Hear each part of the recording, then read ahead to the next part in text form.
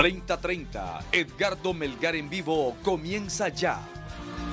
Saludos amigos de 3030, qué bueno que están con nosotros. Gracias por su amable y gentil sintonía de este domingo 16 de abril aquí en 3030. Tenemos un programa con mucha información, un programa muy variado y un programa muy sentido que yo les ruego por favor que lo vean en familia, como siempre se lo solicito, para que en este caso muy puntual conozcamos un poco más con testimonios aquí en el estudio de la enfermedad de Parkinson. Esta noche tendremos dentro de nuestra agenda ese tema. Nuestra agenda de esta noche es la siguiente. Agenda de 3030, 16 de abril 2023. 1. Honduras arde. 1896 incendios en todo el país. Al menos 1896 incendios en todo el país se registran en este momento. ¿Cuándo lloverá? Es la pregunta de los 1.000 millones de lempiras. La doctora Yulisa Villanueva, subsecretaria de Salud, se refiere a la intervención de las cárceles. Ella va a liderar ese proceso de intervención de las cárceles del país. Don Pedro Barquero, que es el secretario de Desarrollo Económico, nos dirá qué es lo que está pasando con la ley de justicia tributaria. Y un doctor, él es neurólogo y nos hablará del Parkinson y también tendremos testimonios de pacientes aquí en el estudio. El teléfono para que ustedes puedan hacer sus comentarios breves, por favor, para poderlos pasar, y sus preguntas directas es el 94 45 30 56. Si está fuera del país, el más 504. Por favor, anótelo, tomen una captura de pantalla para que a partir de este momento usted pueda hacer sus breves comentarios al programa o sus preguntas sobre los temas que vamos a abordar a partir de este momento. Bueno, les decía que esta noche vamos a hablar sobre el tema de la enfermedad de Parkinson. Para eso está aquí en el estudio, y esto es un avance de lo que vamos a tener un poquito más adelante, don Fausto Jiménez. Don Fausto Jiménez es el fundador y presidente, aunque él dice que es coordinador, pero usted es el presidente de la Asociación de Pacientes con Parkinson. Bienvenido, don Fausto, gracias por estar aquí. Muy bien, gracias por estar aquí. Don Fausto es paciente de Parkinson, tiene 61 años de edad. Nos acompaña también el doctor Roberto Padilla, es neurólogo y docente de la Universidad Nacional Autónoma de Honduras. Doctor, muchas gracias por estar aquí.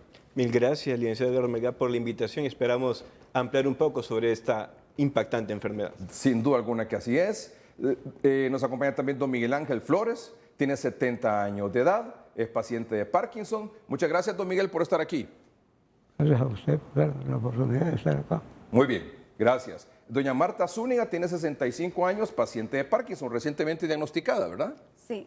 Muy bien, ya vamos a hablar con usted. Quiero saludar también a la señora esposa y al hijo menor, a la señora esposa doña Eugenia y a su hijo menor Javier, que vienen acompañando a don Miguel Ángel. Perfecto. Muy bien, muchas gracias. La participación de la familia en estos casos es sumamente trascendental. Y también a la esposa y a los dos hijos que acompañan también a don Fausto Jiménez. Muchas gracias también por estar aquí.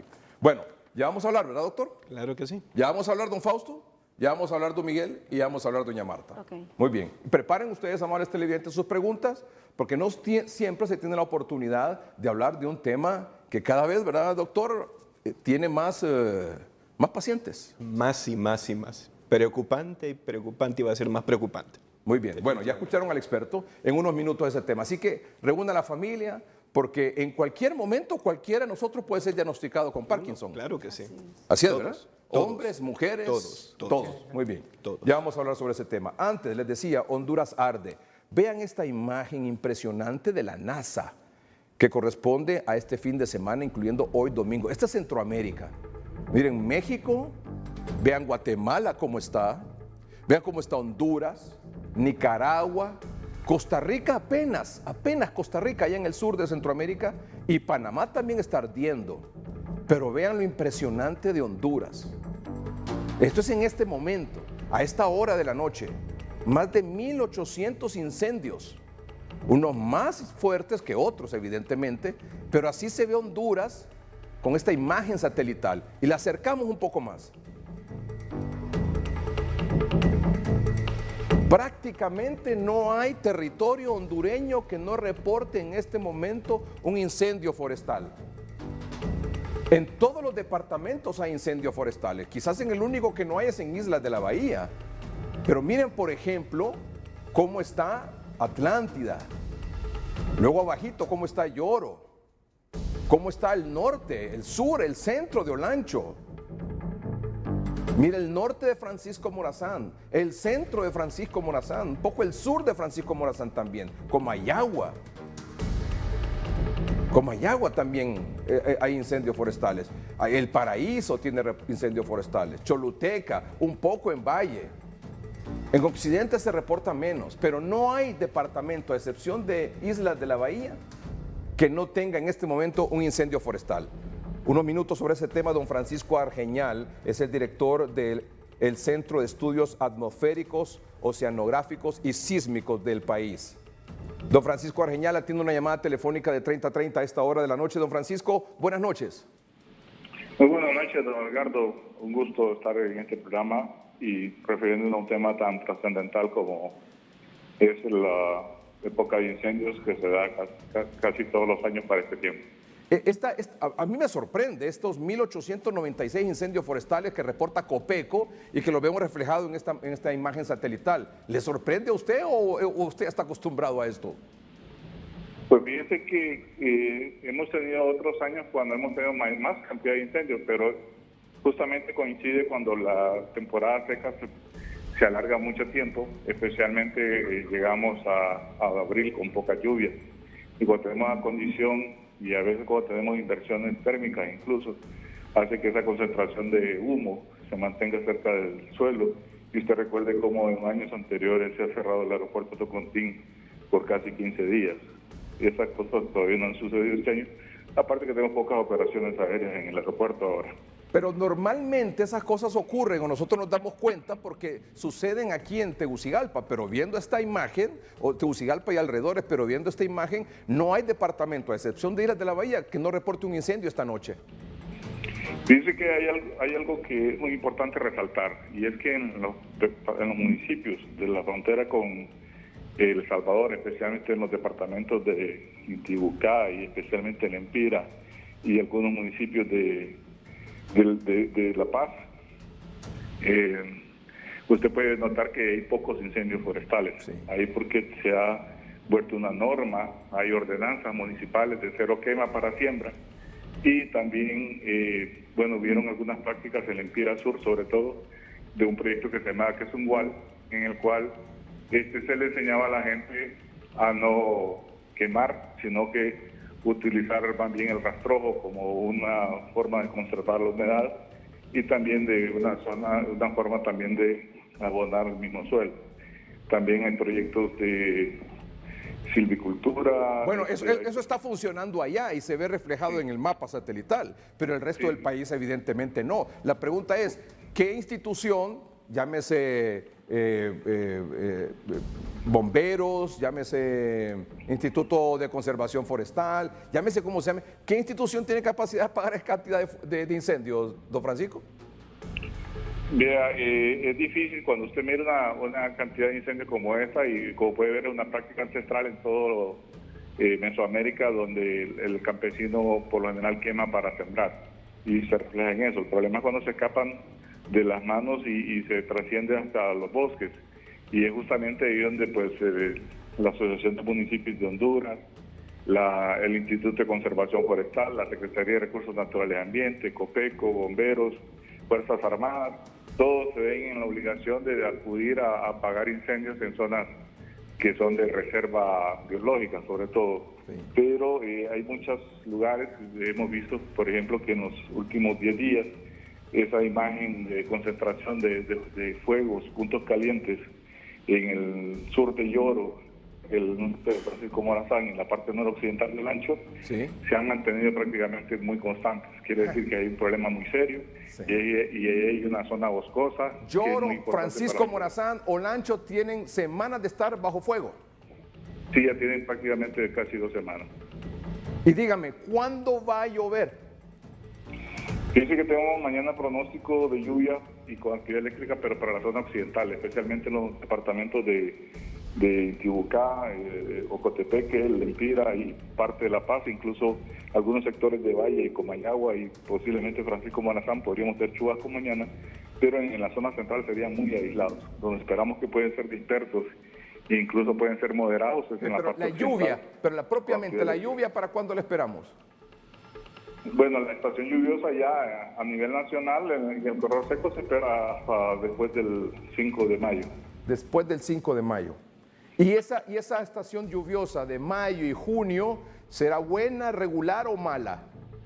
De acuerdo a los pronósticos que hemos hecho y que se han compartido a nivel de Centroamérica, en el Foro Centroamericano del Clima, estamos diciendo que vamos a tener condiciones de lluvia parecidas al promedio en mayo, lo mismo que en el mes de junio. Sí, pero Sin le embargo, pregunto, en para que julio- todos podamos entender, ¿buena, mala o regular será la estación lluviosa de mayo y junio?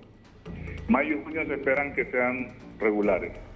El problema es que en julio esperamos que la canícula empiece un poco temprano. Oh, Y eso es el riesgo que tendríamos porque justamente ya en julio se espera que se establezca el fenómeno del Niño. o sea que tendríamos sequía en julio, agosto, septiembre. Sobre todo el mes de agosto que nos sale por el momento más seco todavía que mismo en julio, pero creemos que hay algunos sectores del corredor seco, principalmente en la parte fronteriza con El Salvador, donde podríamos tener menos lluvias en julio, especialmente en los departamentos de La Paz, Valle, la parte occidental de Choluteca, al sur de Francisco Morazán, es donde esperamos que las lluvias pueden estar por debajo del promedio en el mes de julio, con una canícula que empezaría un poco temprano y terminaría un poco tarde. Estamos a 16 de abril, falta todavía 15 días para que concluya el mes, 20 días a partir del 5, después del 5 de mayo para las lluvias. Es decir, si no llueve, como no está pronosticado que llueva, de aquí hasta después del 5 de mayo, esos puntos rojos pueden seguir así o pueden aumentar. Incluso podrían aumentar porque hay condiciones favorables, porque tenemos temperaturas altas, tenemos poca humedad y si las lluvias no se presentan de manera generalizada en toda esa región, pues los incendios van a continuar. Aquí lo que nos puede salvar es que empiece a llover ya de manera más temprana, pero es de acuerdo a los pronósticos que hemos visto, pues las lluvias antes del 20 de abril no son tan factibles como las que tuvimos, por ejemplo, el año pasado. Muy bien. Don Francisco, le agradezco mucho que hace toda esta comunicación. Es un panorama bien desalentador, muy complicado, muy alarmante el que usted nos plantea, pero usted es el experto y sabe mejor que nadie sobre este asunto. Y lo bueno es que usted está para decirnos el pronóstico de lo que va a pasar para prepararnos. Muchas gracias, don Francisco. Muy amable. Con mucho gusto, buenas noches. Gracias, don Francisco Vergeñal es un experto en meteorología y lo que él dice ocurre siempre. Lo que él dice ocurre siempre. Tengo años de entrevistar a don Francisco Vergeñal, es un experto en esta materia y sus pronósticos son siempre acertados. Por eso es el director del Centro de Estudios Atmosféricos, Oceanográficos y Sísmicos. Bueno, un par de comentarios sobre este tema, por favor, si son tan amables. Bueno, el primero, sobre el tema del incendio en zonas de bosque, debería legislarse en el sentido de mapear el bosque existente y qué área de bosque incendiada queda automáticamente convertida en área de reserva y con prohibición de construir en dicha área. Muy bien. Además, todos los años se sabe que los incendios forestales harán desastres. ¿Por qué nuestras autoridades no toman medidas preventivas con anticipación? Bueno, vamos a un corte comercial. Cuando regresemos, la doctora Yulisa Villanueva, subsecretaria de Seguridad, ella va a liderar la intervención de los centros penales en el país. ¿Qué es lo que va a hacer? Vamos a hacer un corte comercial y ella nos lo va a contar cuando regresemos. Y me deja, por favor, la imagen de Centroamérica. Este mapa satelital donde se reportan los incendios a esta hora es un mapa satelital de la NASA, que coincide con el de que tiene Copeco en el caso de Honduras, y así está la cosa. Y en lo que vamos al corte comercial me le va a hacer haciendo el acercamiento. Ya volvemos.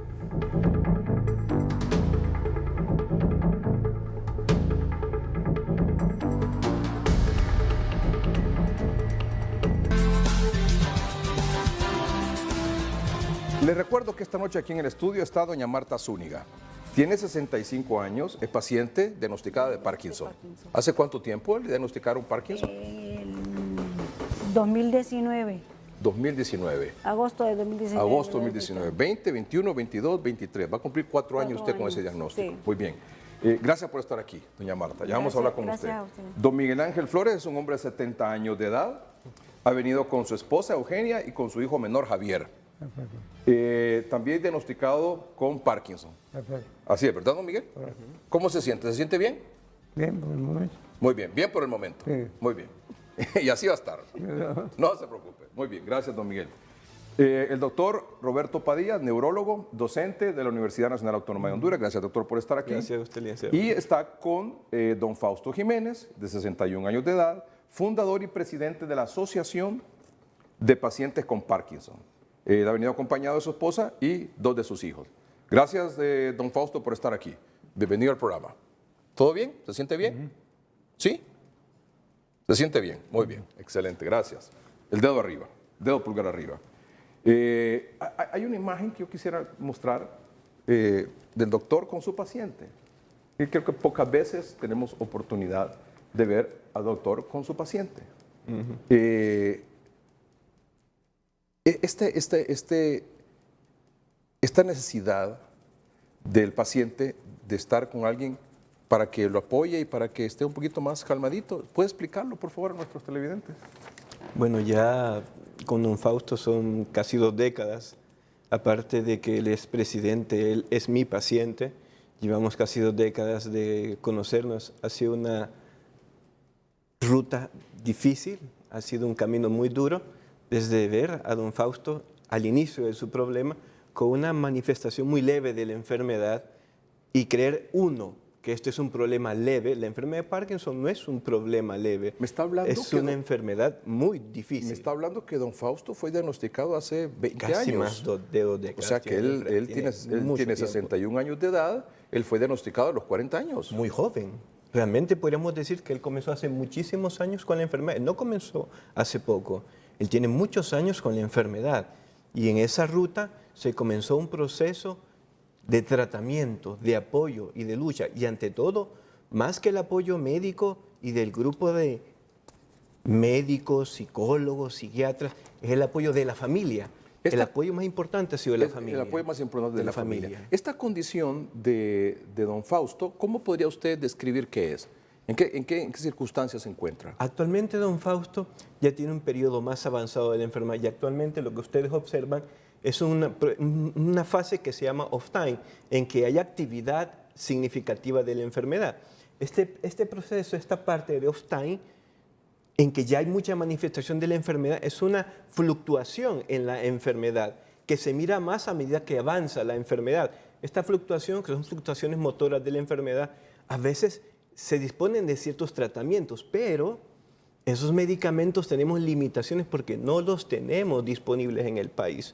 Entonces son limitaciones. Y esta situación de don Fausto, diría usted, en esta circunstancia que él presenta, ¿es ya una situación de Parkinson avanzado? Ya se ve a medida que avanza la enfermedad, esto es más frecuente, porque los tratamientos que se comienza a usar de manera rutinaria, ya la respuesta no es la óptima, ya el cuerpo va rápidamente metabolizándolos, entonces ya la respuesta no es la misma. Este movimiento, o sea, que no es deseado, que no es propio del... Claro. Exactamente. ¿Es la única manifestación del Parkinson? La enfermedad tiene un sinnúmero de manifestaciones. Las manifestaciones que más ve la población son manifestaciones motoras, lo que observa, pero hay una enorme cantidad de manifestaciones. Y esas manifestaciones no se puede controlar. Ahorita está en ese periodo de off time, en que hay una manifestación. Está en un on time en que las manifestaciones desaparecen. Digamos que en el caso de don Miguel es on time. Ahorita podemos decir que está en on time, en que no tiene manifestaciones tan evidentes, en que tiene un efecto más óptimo del medicamento. Pero el don Miguel, que también es un paciente que lo conozco hace muchísimos años, tiene periodos en que está off time, que tiene también muy similar. Y si lo ve, exactamente igual. Don Miguel tiene periodos en que está exactamente igual a él. ¿Y en que es difícil que él inclusive se pueda movilizar. ¿Y qué hace que esté en un on time o en un off time? El efecto del medicamento. Todavía el efecto, en el caso de don Miguel, hay efecto medicamentoso. En este caso el medicamento se está estimulando ciertos químicos en el cerebro y esos químicos están haciendo su acción. En este caso los medicamentos han bajado y el químico en el cerebro se ha agotado. Necesitaríamos usar un medicamento a dosis más rápida, de una acción más rápida, porque el medicamento que él usa de manera usual, los que se disponen en nuestro país, si se usan, comienzan a tener un efecto, pero de manera lenta y rápidamente se usan inmediatamente y el efecto vuelve a estar así. O sea Entonces, que, por ese es un problema. ejemplo, en el caso de don Fausto, se tomó su medicamento hoy, Claro, claro, hace poquito. hace poquito. ¿Cuánto tiempo le hace efecto? Debería de hacer un efecto en un periodo de 3 a 4 horas, pero a veces solo dura 1 hora, hora y media el efecto. Dura muy poco el efecto. ¿Se siente bien, don Fausto? ¿Sí? Dentro de lo que cabe. Dentro de lo que cabe. Dentro de lo que cabe. Muy bien. ¿Me le dieron cena antes de venir? Sí, Sí, muy bien. Bueno, ya vamos a seguir conversando con usted, ¿le parece? sí. Muy bien. ¿Cómo puede, uno cree que un paciente de Parkinson es hasta, o que los síntomas o los casos se diagnostican a una persona adulta mayor, arriba de los 60 años? Y el caso de don Fausto me sorprende porque fue a los 40 años. 42 años. 42 años. ¿Y el caso de don Miguel? Don Miguel tiene también más de una década de estar con la enfermedad. Don Miguel comenzó antes de los 60 años. Estamos hablando de pacientes que no comenzaron más arriba de los 60, comenzaron antes de los 60. ¿Y el Parkinson, en su caso, doctor, lo diagnostica con más frecuencia ahora? Ahora en menos de los 60 años. No es una enfermedad de adultos mayores, como piensa la población. Es una enfermedad que se está viendo más en personas menos de 60, 50, 40 años. Yo tengo pacientes tanto en el ámbito privado y de seguridad social, jóvenes de 40 años que tienen la enfermedad de Parkinson. Muy bien.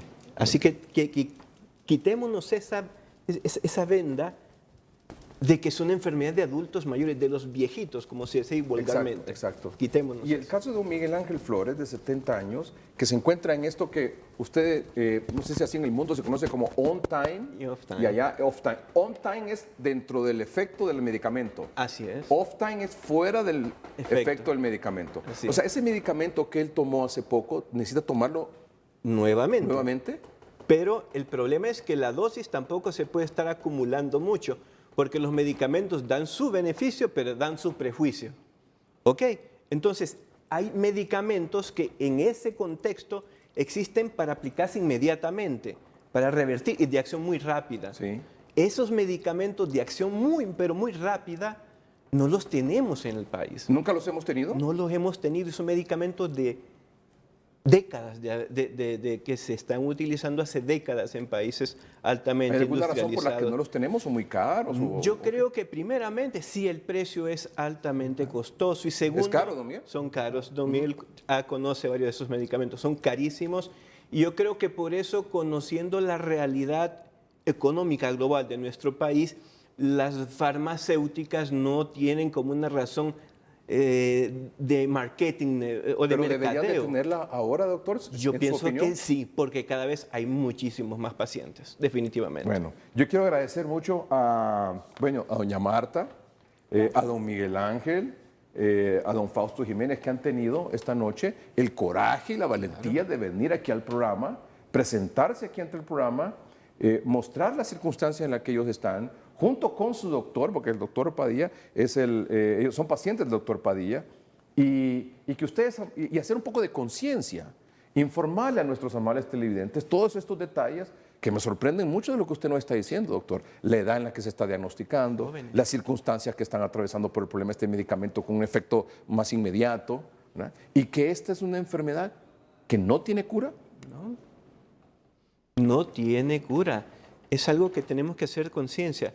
La mayoría de las enfermedades neurológicas no tenemos una cura, ni tenemos un tratamiento que va a evitar que progrese, pero sí tenemos tratamientos que mejoran la calidad de vida. Muy bien. Eso sí, sí tenemos tratamiento en ese sentido. Gracias, doctor. Ya vamos a continuar esta conversación con usted. Amables televidentes, les pido que aprovechen la oportunidad que el doctor Padilla está aquí con nosotros para que puedan hacer sus preguntas. Tienen un familiar, ya nos va a decir también el doctor sobre los primeros síntomas, ¿verdad? Los que puedan encender el foco de alarma en una familia, en una persona, en alguien que podría eventualmente padecer de Parkinson, ¿verdad? Porque hay algunas formas, me imagino, no sé si habrá algún examen, alguna prueba, o solo son síntomas así, forma de comportamiento, que puede ser un diagnóstico de Parkinson. Ya más adelante. Doctora Yulisa Villanueva, buenas noches.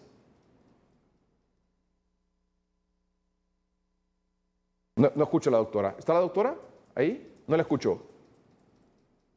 Muy buenas noches, Edgardo. Realmente observando el trabajo también importante que es educar a nuestra población y ver a Roberto Padilla, mi colega y amigo, a quien siempre hemos admirado desde que hemos sido compañeros. Porque Roberto, yo le decía Robertito y se enojaba, porque no me diga Robertito, me decía. Pero Robertito le decía yo por mucho cariño que le tenemos, porque además de haber sido un gran estudiante, es un médico extraordinario y es uno de los primeros neurólogos formados del posgrado de la mano del doctor Medina.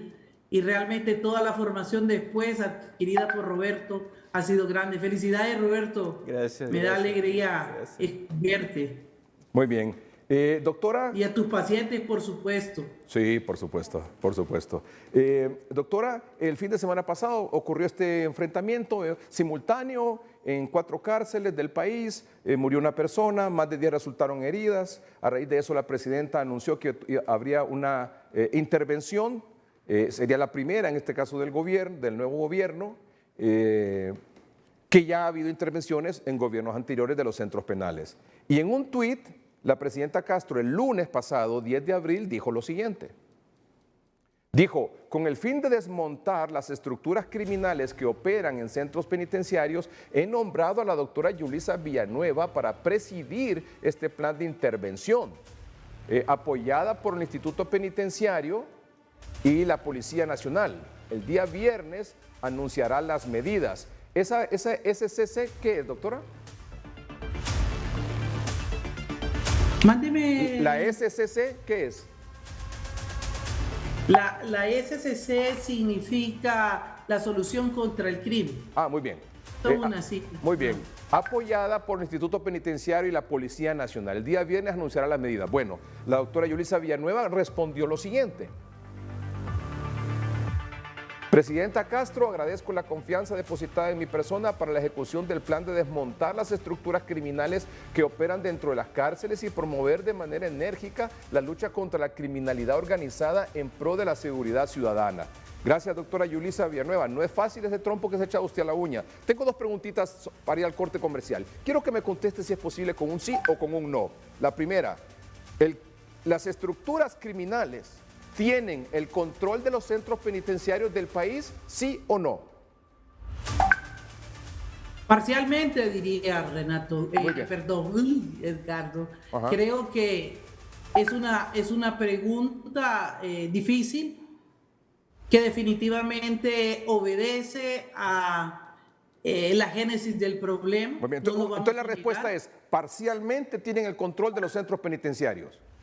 La Correcto. segunda, las estructuras criminales que operan parcialmente dentro o que tienen el control parcialmente de los centros penales, ordenan desde ahí cualquier acto criminal que se produce fuera de las cárceles, ¿sí o no? Por supuesto que han estado en la libertad con muchos privilegios desde aquí adentro para montar, puesto que son estructuras criminales organizadas, para montar también acciones en contra de la ciudadanía, lo tenemos claro, y esto generar un efecto negativo contra lo que es seguridad ciudadana. Muy bien. Doctora Yulisa Villanueva es la subsecretaria de Seguridad y ella va a liderar el proceso de intervención de los centros penitenciarios del país, de los 25 centros penales del país.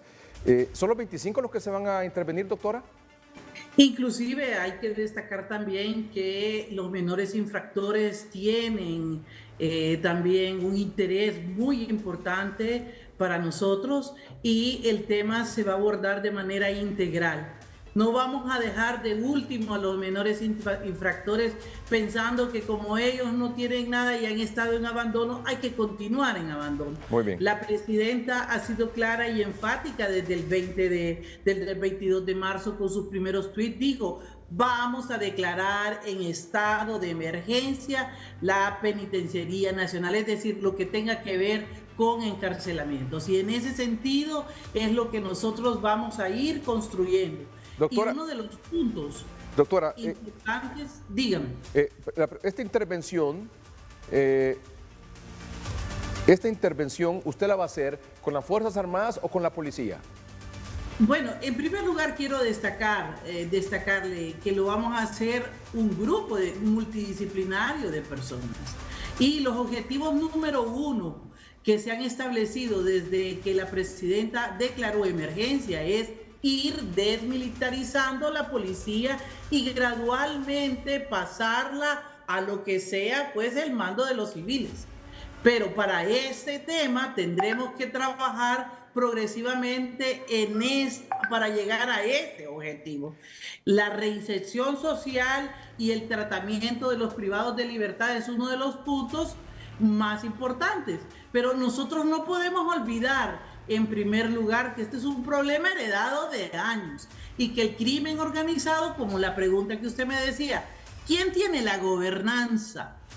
Esa es una pregunta muy importante. ¿Quién tiene la gestión penitenciaria? Hay mucho que debemos de analizar al respecto y creo que es muy importante destacar que el crimen organizado ha estado también de las manos de los corruptos y los corruptos han generado de alguna forma también asociación con grupos criminales que están adentro, que impiden de alguna manera la adecuada gestión penitenciaria. De eso estamos hablando. Entonces, ¿qué hemos estado viendo? Que al principio lo manejaban los militares. Ok, ¿qué ha sucedido? ¿Estamos la población hondureña satisfecha de ese trabajo? Indudablemente que no. Luego, paulatinamente se pasa a la policía y la policía apenas comienza con un trabajo de 1 año, pero en ese año también se requiere un trabajo fuerte en el marco del respeto de los derechos humanos, pero trascendente, que nos permita recuperar la gobernanza. Pero ¿qué sucede? ¿Qué ha sucedido? Poco a poco hemos estado observando que los hondureños no queremos definitivamente tener la gobernanza total o parcial de criminales. Y ese es el punto que vamos a trabajar fuertemente para poder lograr los trabajos que lleven definitivamente a la rehabilitación y a la reinserción de personas. En este comité interinstitucional que usted va a liderar en la intervención de los centros penales, ¿estarán miembros de la policía y de las Fuerzas Armadas? ¿O solo de la policía? Bueno, en este momento, por supuesto, yo le voy a decir, tengo que trabajar con alguien. No voy a trabajar definitivamente con solo la policía. Voy a trabajar con entes multidisciplinarios entre lo que son cooperación internacional, que quiero decirle que estoy muy contenta porque la cooperación internacional ha brindado y se ha volcado completamente y satisfactoriamente a apoyarnos. Y también, por supuesto, con grupos de sociedad civil.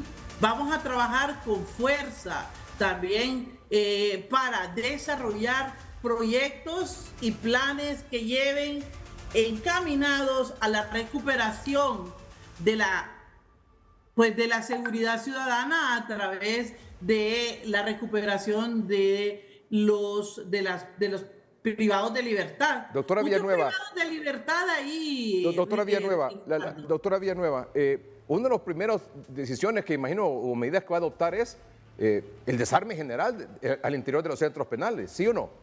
Bueno, en primer lugar, yo lo que quisiera decirle para todos aquellos que critican si la doctora puede o no puede, en esta ocasión estará de frente una civil, una mujer, pero una mujer que estará rodeada de todas las competencias y los grupos multidisciplinarios necesarios para generar con estrategia la recuperación de los centros penales.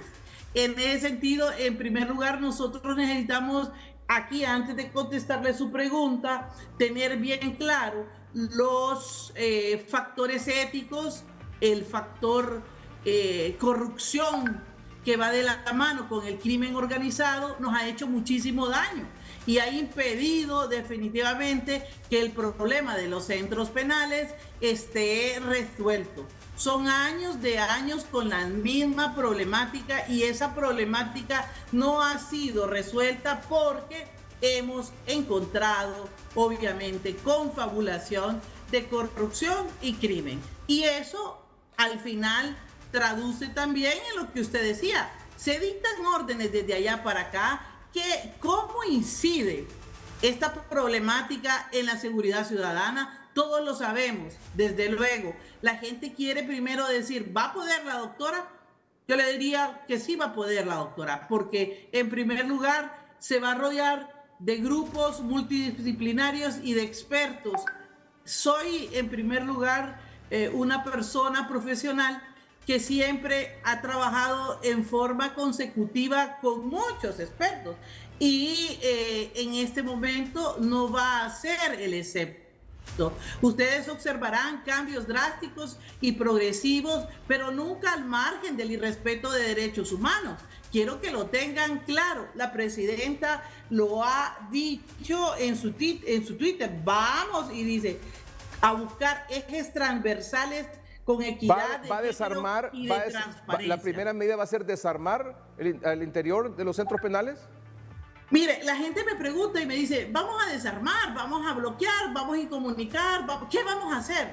Yo quisiera pedirles, y yo se los digo, ahorita están pendientes también, si todos sabemos que en los centros penales hay comunicación, porque no es, Edgardo, escondido que más de algún router nos está oyendo, ellos están esperando que les diga cuándo voy a caer yo, con quién voy a caer yo, cómo voy a caer yo, si vamos a desarmar. Pero en este momento quiero decirle más bien a las personas que están privadas de libertad que definitivamente sí vamos a trabajar en forma conjunta en el marco del respeto de derechos humanos y que vamos momentito. A recuperar. Momentito. Usted dice, quiero decirle a los que están ahí, a los privados de libertad, que vamos a trabajar de manera conjunta. Cuando me dice de manera conjunta, ¿es usted con ellos? No, cuando le hablo de manera conjunta, en primer lugar hay que establecer una estrategia, Edgar. Sí. Una estrategia pero para no es que va a trabajar, cuando me dicen conjunto es con otras instituciones, o sea que usted no va a estar sola, que es lo que me ha dicho, pero no es que va a trabajar en conjunto, como que se va a ir a poner de acuerdo con ellos a ver cómo resuelven el problema. No, nadie hace negocios con delincuentes, eso hay que tenerlo claro. En este caso, sí, nosotros sabemos que dentro de las cárceles hay criminalidad organizada. ¿Cómo me voy a ir a sentar yo a negociar? Eso es el absurdo más grande que puede haber. Sin embargo, lo que sí le puedo decir categóricamente es que iríamos con fuerza a desarticular lo que esté mal. Y eso es tal vez la mano dura a la que nos estamos refiriendo. Es decir, el impacto que va a tener la lucha contra la criminalidad organizada. Doctora, ¿ha estimado usted con este comité interinstitucional que la va a apoyar en este proceso un tiempo en el cual usted va a empezar a ver los primeros resultados? ¿O que la población? Claro que sí, claro que sí. ¿Cuál sería ese tiempo, doctora, en que la población... Tenemos medidas a corto y a mediano, ¿verdad? Y también a largo plazo. Sin embargo, nosotros usted puede decir esta noche, en 2 meses usted verá los resultados de esta intervención. Yo no quiero, mire, por eso yo no quisiera decirle tiempos, porque en primer lugar, mire, no pudimos salir por dificultades técnicas, ¿cuándo fue? El viernes. Y lo primero que los medios de comunicación titulan es incumplimiento. Yo les diría, ayúdenos mejor a trabajar, que la prensa nos ayude y nos impulse el trabajo, porque lo primero que se necesita para intervenir un tema tan grave como este es tener honradez, no ser corrupto y saber plenamente hacia dónde vamos. Y dirían algunos, la doctora Villanueva no tiene ni idea de qué son las cárceles. Yo les diría que nadie es todólogo, licenciado Melgar, pero se necesita tener claramente visión profesional para destacar que este trabajo de recuperación de las cárceles es un trabajo de todos. Y el gobierno está haciendo en este momento sus movimientos y hemos dicho, bueno, ya se puso del todo liderando a los militares. No estamos del todo satisfechos. Ya se puso un director o un jefe del Instituto Penitenciario Policía.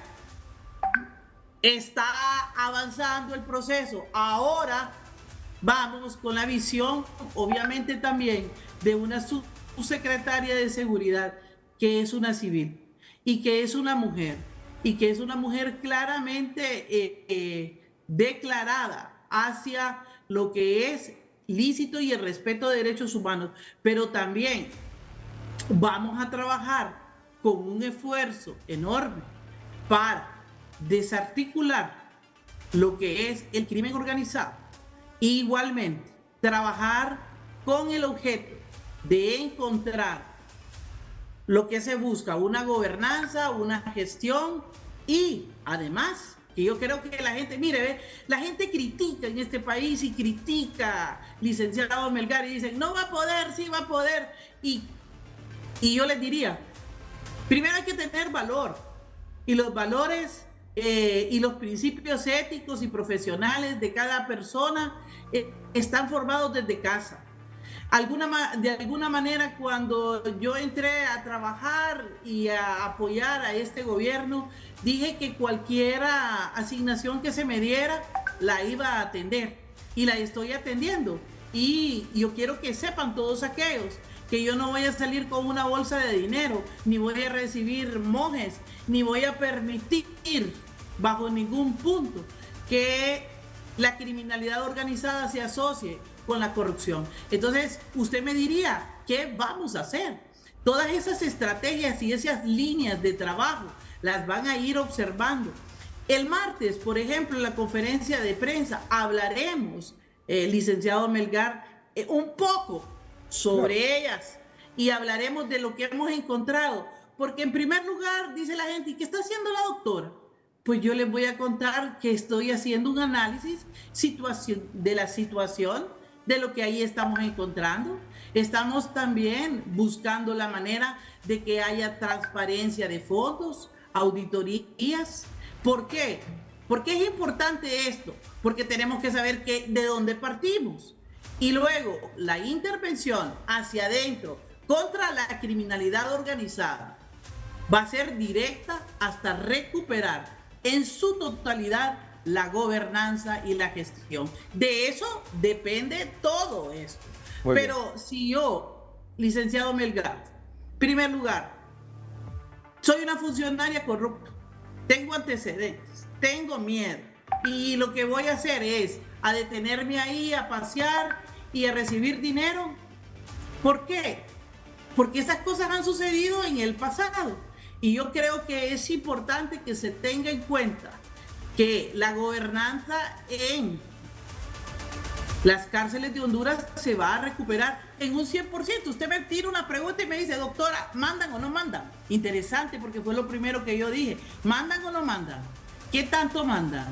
Este no es un mensaje confrontativo, se lo digo, pero sí ya creo que es importante que todos los que van a ser veedores de este proceso se den cuenta que en esta ocasión vamos a hacer todo lo que humanamente sea posible como hondureños para recuperar la seguridad ciudadana. La seguridad ciudadana en el eslabón o en el eje del tema carcelario. Porque si yo me voy a dedicar, licenciado Melgar, a trabajar el tema penitenciario, espero que otros se encarguen de la extorsión, que se encarguen de la delincuencia transnacional organizada, que se encarguen también del narcotráfico. También espero que otros trabajen políticas que vayan encaminados a encontrar el trabajo conjunto. Hoy me preguntaba alguien, solo se lo voy a decir, y me decía,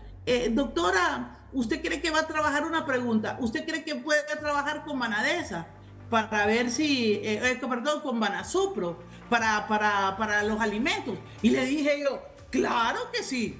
Voy a ver cómo están tus precios, voy a ver la calidad de los precios y vamos a trabajar juntas. Claro que sí. ¿Por qué? Porque vamos a ver de repente, hacer análisis sobre qué es lo mejor para garantizar calidad de alimentos.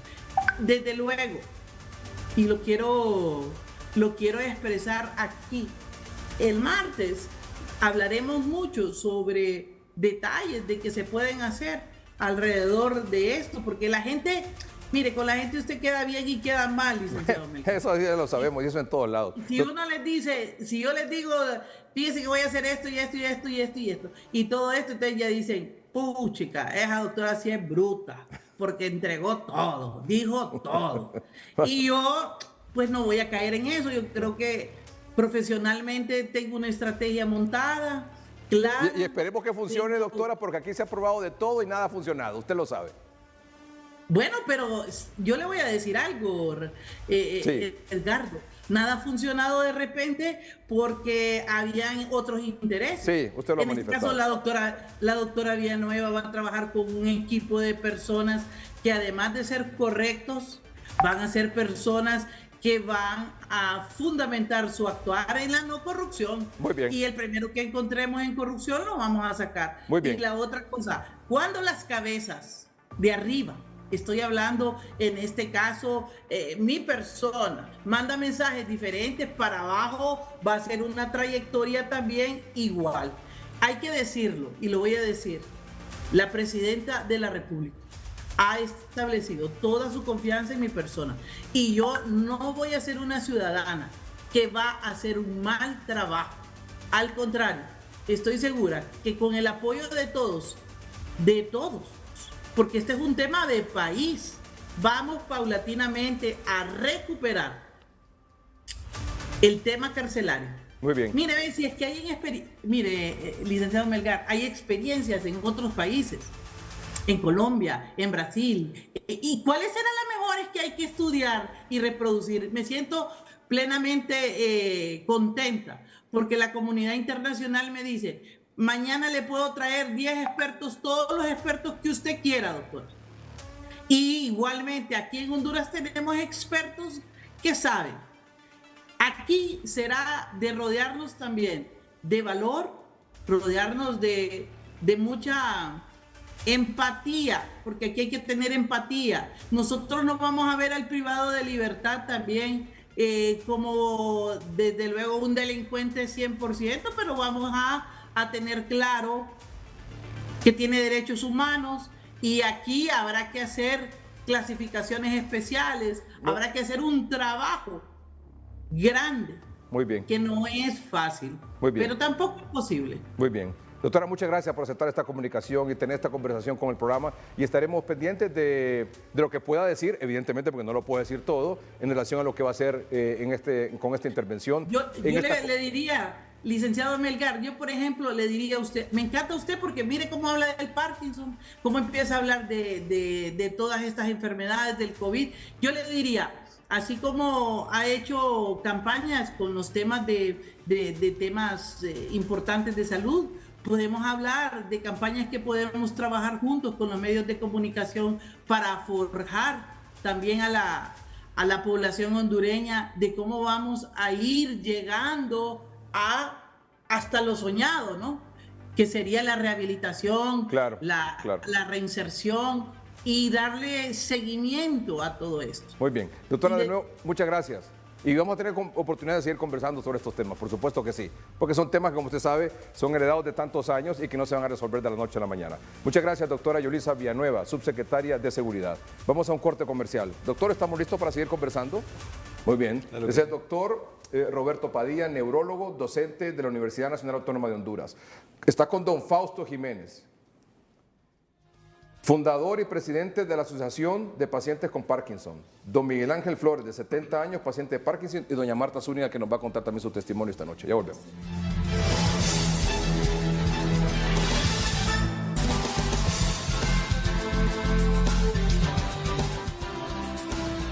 Por ejemplo, en este momento, y quiero pasar el micrófono aquí, si es posible, está acomodando David, usted es hijo de don Fausto, ¿verdad? Correcto. Sí, tenga el micrófono, por si es posible, gracias. Muchas gracias. Hace un momento estábamos observando, y me hago un lado aquí para que la cámara lo pueda tomar, por favor, y lo conversamos con el doctor. ¿Qué estaba haciendo usted hace unos momentitos? Si lo puede repetir, por favor, y explicar por qué lo hace. Que sí. Bien, en este caso siempre hacemos ejercicios para estimular lo que es el estiramiento de los músculos. Recordemos que en la enfermedad hay dos factores bien importantes. Primera, el movimiento repetitivo que usted lo puede observar de la cintura para arriba, pero también tenemos un movimiento o falta de movimiento que está el músculo rígido, contraído. O sea, permítame, David, son dos cosas. Son dos cosas. Una es ese movimiento repetitivo, incontrolable, que solo se puede resolver con medicamentos y parcialmente. Correcto. Y el otro problema del Parkinson es la rigidez. O sea que en este caso, don Fausto tiene los dos problemas manifiestos en este momento. Así es. El off time, que está fuera del efecto del medicamento, que le genera ese movimiento incontrolado, pero por otro lado la rigidez de cintura para abajo. Y que ambos funcionan con el mismo medicamento, ¿verdad? Ambos se vuelve a reactivar todo con el mismo medicamento.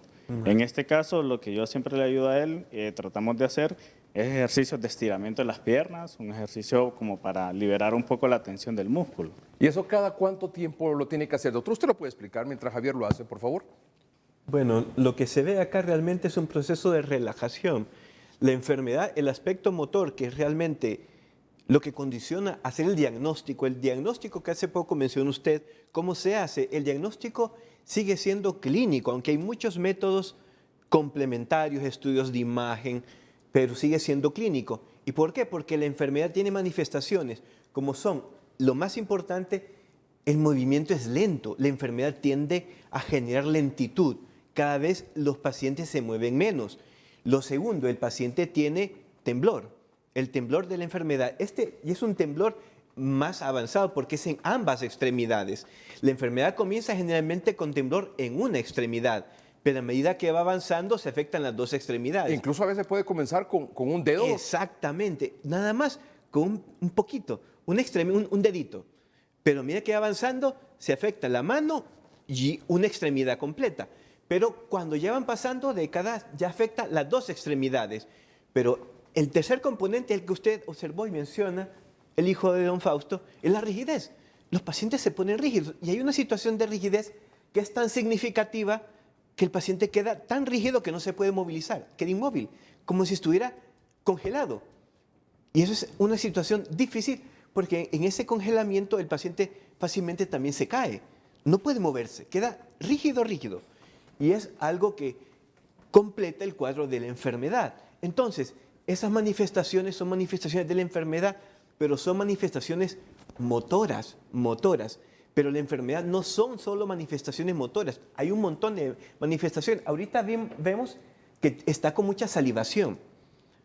La excesiva salivación es una de las manifestaciones no motoras de la enfermedad. Pero, por ejemplo, ese movimiento, no sé, en algún momento lo asocié, o la rigidez, Claro. En algún momento lo asocié, lo estaba pensando mientras estaba en estas entrevistas y viendo a don Fausto, y eso de la salivación, el movimiento, la rigidez, ¿puede ser porque está esta noche aquí? O sea, por alguna situación de estrés o de tensión. Eso es un disparador. Eso es un disparador que genera un mayor consumo de los pocos químicos que tienen en el cerebro. Entonces el medicamento, como ya van pasando muchos años, el medicamento rápidamente se absorbe, se metaboliza muy rápido.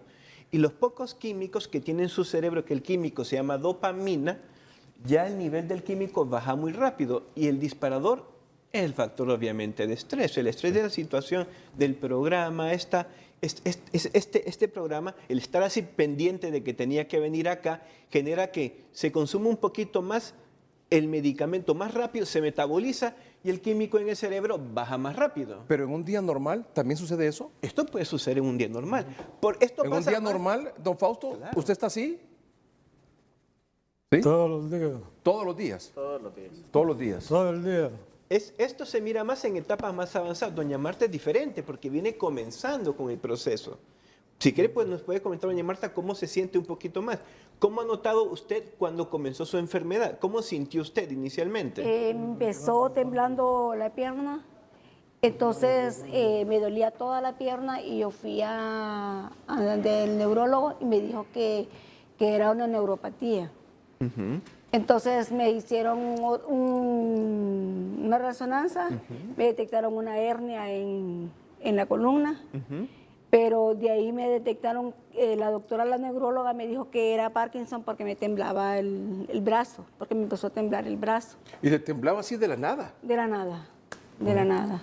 Entonces empezamos con ese medicamento de la levodopa. Ahorita no hay ningún temblor. No, Ni en brazos, ni en dedos, no, no, nada. ni en manos. No, a mí no me tiembla, ni yo para comer, ni nada, a mí no me tiembla. ¿Pero por qué? ¿Por el medicamento? Sí, estoy con el medicamento. Si usted no se Pero, toma ese medicamento, ¿qué pasa? tiemblo. Pero cuando tengo, por ejemplo, un problema, que me dicen de algún problema que ha sucedido en la familia, empiezo a temblar y a temblar.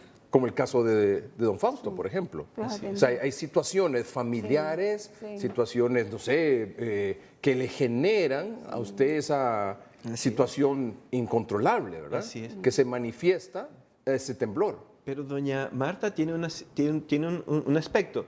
El medicamento, como viene comenzando la enfermedad, el medicamento tiene un efecto más amplio, se metaboliza más lentamente, porque el cerebro todavía tiene cantidades del químico, que es la dopamina, en que no se necesita tanto el medicamento todavía, porque todavía tiene el químico. Entonces hay un efecto más amplio y menos Sí, porque manifestación. yo tomo la mitad de la levodopa Ahí está. cada 6 horas. Ahí está. Ellos toman más dosis, los dos toman dosis mucho más altas. Muy bien. Empecé con un cuarto.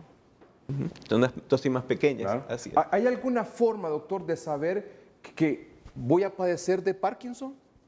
No existe una forma, ya que la mayoría de los pacientes se catalogan como Parkinson esporádico, o sea que no tiene o no está ligado a factores genéticos. Hay Parkinson que sí son genéticos, pero es una cantidad menor. En esos Parkinson generalmente comienzan mucho más jóvenes, 20, 25 años. Y esos pacientes sí, uno puede investigarse una relación con la genética. ¿Qué causa el Parkinson? No se conoce en sí una causa, no se sabe, pero sí se sabe varios factores de riesgo. Y usted presentó en su programa los incendios. Los incendios llevan a contaminación ambiental, a polución. Y hoy por hoy la polución es un factor de riesgo para la enfermedad de Parkinson. La exposición en las zonas rurales a plaguicidas y herbicidas se ha visto que es un factor de riesgo también para la enfermedad. El uso y abuso de comidas ultraprocesadas es un factor de riesgo. ¿Qué digo que es un factor de riesgo? Es que si yo me expongo más a ese factor, tengo más posibilidades de desarrollar la enfermedad. No es que voy a desarrollarla. ¿Cuál es el paciente con la edad más joven que tiene usted con Parkinson? El más joven ronda los 35 años al diagnóstico. 35. Yo sé que otros colegas que son neurólogos andarán con muchos pacientes que puedan tener esa edad también. 35 años. 36. ¿Usted ha diagnosticado pacientes con Claro que Parkinson sí. de Y 35 que no son años? Parkinson, que puedan tener, podríamos decir, una relación genética. Eso, Doctor, hay eso. muchas preguntas. Le ruego, por favor, respuestas, pero Claro que rapidísimas. Buenas noches. ¿Qué causa esta enfermedad? No se conoce hasta el momento la causa. ¿Cuándo se detecta?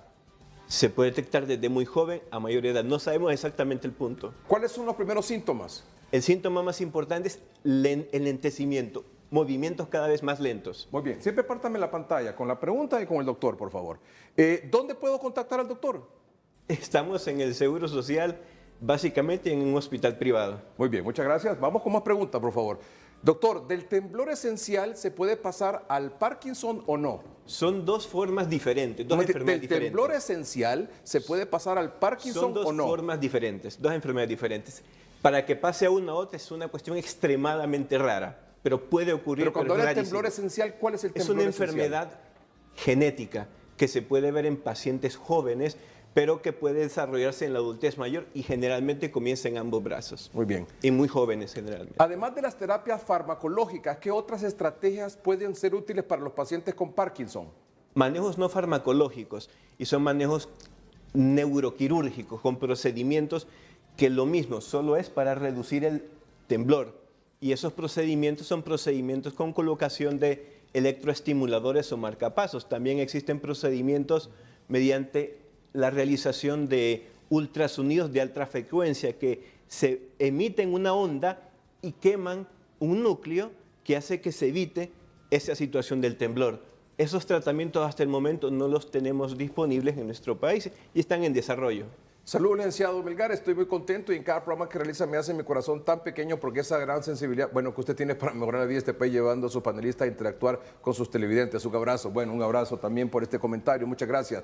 Dios bendiga al doctor Roberto y a sus pacientes. Exigimos más apoyo del gobierno con medicamentos a los pacientes de Parkinson. Esto es prioritario en los hospitales. Definitivamente. No hay medicamentos. Es Un una momentito, que lo necesidad. diga la paciente, por favor. Claro. No hay medicamentos y ahorita los estamos comprando. Y es una enfermedad cara de tratar. Carísima. Carísima. Muy cara. Carísima. Muy cara, don Miguel. Carísimo. ¿Cómo hace usted? Ahorrando. Ahorrando. Muy bien. Él sabe más que eso. Pero- Sí. Y dejando de comer de vez en cuando. Dejando de comer también. Sí, Para poder comprar los medicamentos. O sea, don Miguel, usted ha llegado a una situación que o se compra los medicamentos o come. Así es. Imagínense. Una situación difícil, realmente. Igual. Igual, don Fausto. O sea, que han tenido que limitarse en muchas cosas para poder comprar los medicamentos, porque el Estado no tiene estos medicamentos. No hay medicamentos. ¿Así es? Hay un problema definitivamente, pero eso es una cuestión que a veces no solo ronda en la parte estatal, es una cuestión global, hay limitaciones. Buenas noches. ¿Qué es lo que ocasiona esta enfermedad? No se sabe en sí la causa, me gustaría tener una respuesta, pero sí mencioné factores de riesgo. Y esos factores de riesgo, ojo, los incendios, la polución ambiental. Los incendios llevan a contaminación y la polución es un factor de riesgo. Segundo, la exposición a zonas rurales con mucho plaguicida y herbicida de manera descontrolada es un factor de riesgo.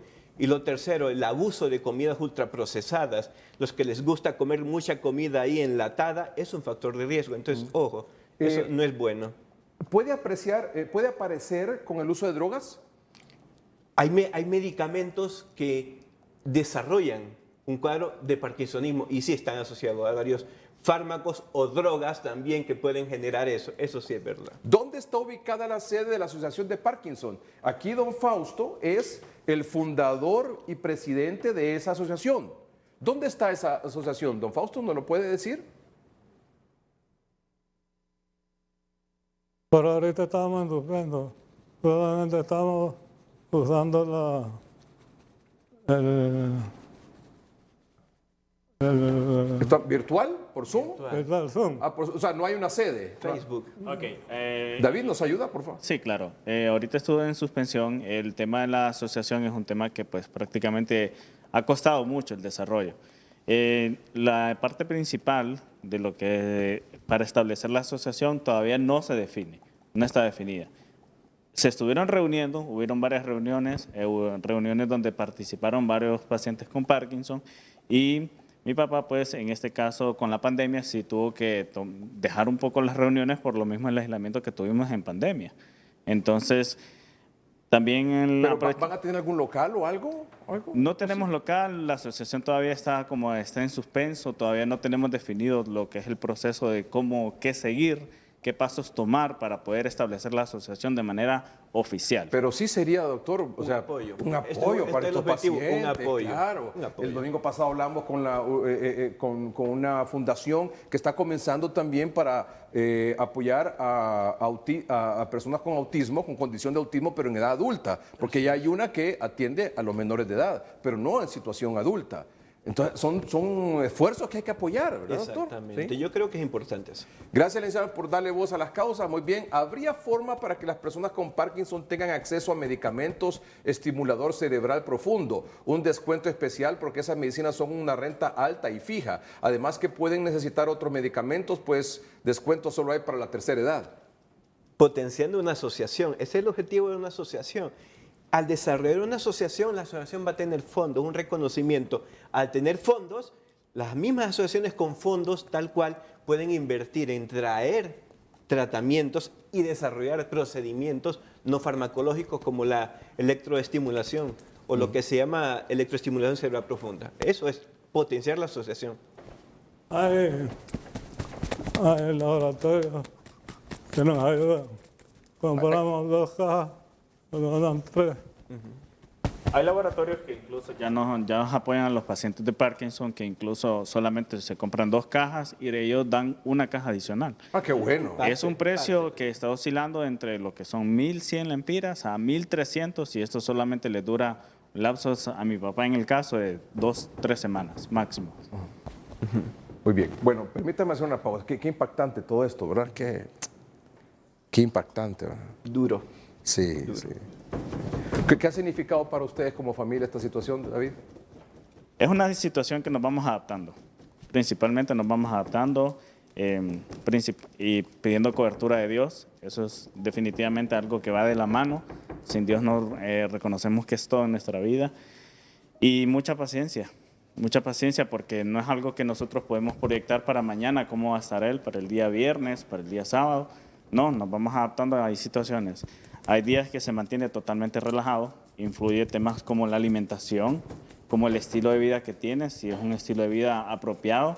Ellos pasan un poco de más tiempo en on time, o sea, pasan más tranquilos en el transcurso del día y eso va variando. Cada día vamos aceptando el reto como se nos presenta. Tienes ya 20 años, su papá de estar así. 20 años. No, Un poco más, de los 42 años. Un poco más, don Fausto. Sí. ¿Cómo se siente usted como hijo con su papá así? Es una situación que, como le comentaba el licenciado, pues nos hemos ido adaptando como hermanos. Nosotros somos 5 hermanos, todos hijos de don Fausto, y cada uno hace una aportación diferente. Unos ayudan con el tema de la alimentación, otros ayudan con el tema del estímulo. En este caso, cuando está así, él requiere un gran esfuerzo movilizarlo. Tenemos incluso silla de rueda y todo, e incluso hemos llegado a tener accidentes, porque el riesgo más grande que presentan ellos es una caída. Son los riesgos más grandes porque obviamente no controlan, no hay un control de lo que son los movimientos motrices. Muy bien. Bueno, el último mensaje antes de ir al corte comercial. Buenas noches, Dios les bendiga. Muchas felicidades por dedicar tiempo a estos programas de salud y en estas enfermedades que en realidad que la mayoría no sabe, y me gustaría saber de qué previene o proviene y cómo se desarrolla y cuáles son los síntomas. Muchas gracias a todos y a los valientes que están ahí, son unos guerreros. Que la sangre de Cristo los proteja siempre y sigan adelante con la ayuda de Dios. Muy bien, muy bien. Así es, excelente mensaje. Segundo guerrero. ¿Mande? Solo Dios con nosotros. Así es, solo Dios con nosotros. Bueno, Así es. muy bien, muy bien. Es tremendo esto, doctor. Sí, así es, muy duro. Es una lucha, pero ante todo la lucha de los pacientes y la familia. Porque si la familia no está con los pacientes, es más difícil, realmente más difícil. ¿Esto tiene retroceso? No, es un camino sin retorno. Esto no existe todavía algo que pueda revertir el impacto final de la enfermedad. ¿Alguien le comentó que las dificultades para hablar es uno de los primeros síntomas? No, es un síntoma que se da al final. Si presenta problemas al hablar muy tempranamente, no es enfermedad de Parkinson. Hay otro grupo de enfermedades que están emparentadas con la enfermedad de Parkinson y son más graves todavía. Entonces, si aparecen síntomas de los que usted menciona y muy tempranamente, más bien son procesos mucho más graves que la enfermedad de Parkinson todavía. Y esto tiene repercusiones no solo en lo personal, sino que en lo profesional. Claro que sí, claro, deteriora terriblemente. Sí. Definitivamente. O sea, no sé, por ejemplo, ¿hacían algún trabajo o hacen algún trabajo ellos actualmente? Don Miguel es ingeniero. ¿No? ¿Ninguno? Don Fausto, Don Miguel, ahorita usted es ingeniero. Sí, ya no pueden hacer su actividad. Ingeniero civil. Pero ya no hace ninguna labor. Desde 2017. Desde 2017 no está prácticamente retirado de esto, ¿verdad? Por la situación que está atravesando. El impacto de él como una persona con su empresa y todo. Sí. O sea, porque después de esto es un hombre saludable, es decir, no, así es. a pesar de esta circunstancia. Así es. Pero que no les impide esa productividad, ¿verdad? O sea, Exactamente. Usted se cargo de un trabajo. Sí. Y puede caer uno por ir ahí. Tiene miedo se puede caer, de movilizarse, ya no puede dirigir su empresa. Entonces, Claro. un accidente, una caída, una fractura. Claro. Claro. Y ha pasado caídas. Ha pasado. Ya ha pasado. Muy bien, don Miguel. Yo también me he dado Sí, varias caídas. mire. También se ha caído usted también en Viene circunstancias comenzando. y viene comenzando con esto. Imagínese. O sea, que Me tiene he esos ido, cuidados. me voy para atrás, pierdo el Imagínese. equilibrio. Bueno, ya volvemos.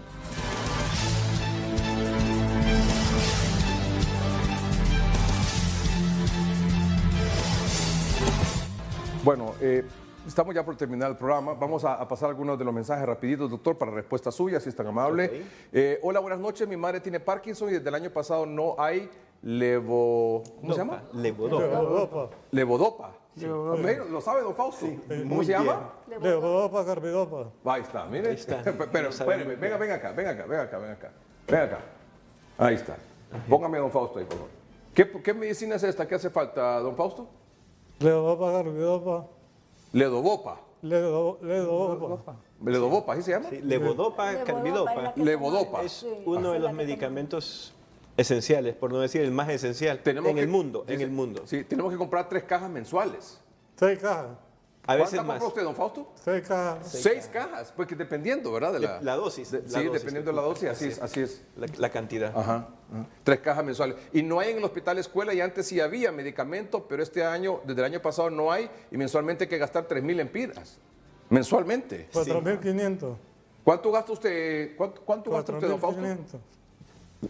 4.500 4.500 mensuales mensuales. en ese medicamento. Sí, porque nos dan la tercera. Porque y con descuento de la tercera edad. No, la extra. El laboratorio de nos da la extra. Con la extra. Ajá. Una caja extra. Sí, Con una caja extra. Sí, ¿Y ese medicamento es el único que toma o toma otro? toma otro. Toma otros. O sea, hay varios. Varios medicamentos. Hay varios, no solo está ese. Muchos medicamentos. Amantadina, El otro que nos está seguro. Sí, razagilina, pramipexol, hay ¿Cuánto muchos por lo menos medicamentos. más o menos mensualmente es en medicamentos para don Fausto? 7.000. 7.000 empiras Sí. mensuales en No, medicamentos. soy prediabético. Tomo metformina. Muy bien, muy bien. Pero estamos bien, ¿verdad? Estamos bien. Estamos bien. Ya estoy mejorando. Estamos mejorando, muy bien. Cuando muy termine bien. el programa, Ya Va a va estar mejorando bueno. la crisis. Ya está en on time. lo vamos a repetir. Lo vamos a repetir el programa, don Fausto. Me nota que ya estoy mejorando. ¿Quiere volver? Sí. ¿Quiere volver a 30-30? Sí. Vaya, pues va a venir time, ya va para on seguir time. hablando más sobre este tema, ¿le parece? Ok. Está ya en on time. Ya está entrando en on Ya, time. tranqui. Cuando levanta las manos, ya le Ya cuando levanta la mano. Muy bien. Excelente. Muy bien. Por eso quiero que hallar el sustituto. ¿Ah? Hallar a alguien que trabaje por la asociación. Así es. Bastante. No, pero usted tiene mucho trabajo que hacer en esa asociación y para eso estamos aquí, para que el gobierno, alguien, llame a don Fausto, llame al doctor y digan, vamos a apoyar a esa asociación y vamos a ver la manera como resolver con los problemas de los medicamentos. Bueno, felicitamos el programa y pregunta, ha estado observando al señor Fausto, ¿a qué se debe ese movimiento que se acelera por ratos? Lo que mencionaba, los periodos de off time de la enfermedad de Parkinson. Sí. Es la enfermedad de Parkinson. Avanzado. Esto es lo que piensa. La enfermedad de Parkinson no es solamente un pequeño temblor que así se va a quedar. Esto es lo que llega a ser la enfermedad de Parkinson. No, una y además enfermedad como que va estaba David y avanzando. ahora su hija, ¿verdad? Haciendo Esto labores es de como apoyo, pero también para relajarlo, ¿verdad? Así es. ¿Ah? Para hacer un poquito, para relajarle. En caso de la cintura para abajo, que están con rigidez, Sí. lo contrario de la cintura para arriba. Exacto, sí, para relajarlo por la misma rigidez, bueno, a veces nos toca también hacerle movimientos en las piernas cuando está acostado.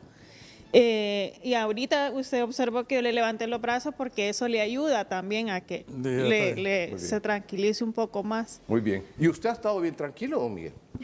En on time. En on time. Todo ha estado bien, ha estado bien.